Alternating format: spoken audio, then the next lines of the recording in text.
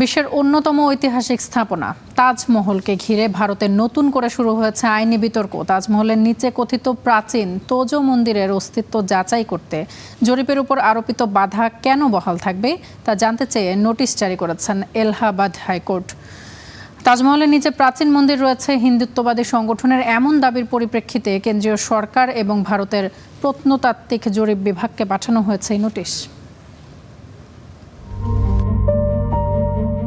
ভারতে মসজিদ সহ মুসলিম ঐতিহ্যবাহী বিভিন্ন স্থাপনা ঘিরে চলমান বিতর্কের মধ্যে এবার বিশ্বের সপ্তম আশ্চর্যের অন্যতম তাজমহলকে কেন্দ্র করে নতুন আলোচনা শুরু হয়েছে। তাজমহলের নিচে কোনো প্রাচীন মন্দিরের অস্তিত্ব রয়েছে কিনা এই দাবি তুলে বিষয়টি আদালতে নিয়েছে হিন্দুত্ববাদী একটি পক্ষ।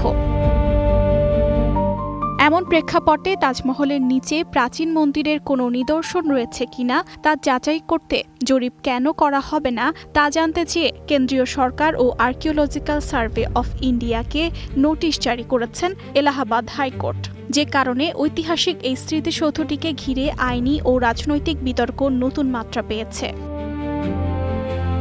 মামলার আবেদনকারী আইনজীবী হরিশঙ্কর জৈনের দাবি, তাজমহল মোগল সম্রাট শাহজাহানের নির্মিত স্মৃতিসৌধ নয়, বরং এটি মহাদেবের উদ্দেশ্যে নির্মিত প্রাচীন হিন্দু মন্দির তেজমহালয়া। পরবর্তীতে মোগল শাসকেরা এটি দখল করে রূপান্তর করেন বলেও দাবি করেন তিনি।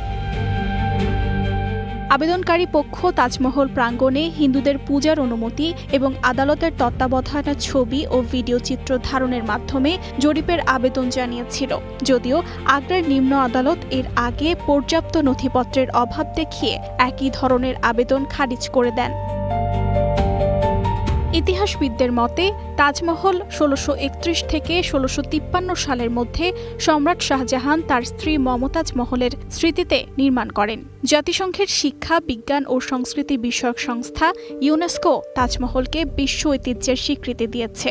তবে এখন পর্যন্ত আদালত তাজমহল ভেঙে মন্দির নির্মাণের কোনো নির্দেশ দেননি। আদালত শুধু সংশ্লিষ্ট কর্তৃপক্ষের কাছে ব্যাখ্যা চেয়েছেন।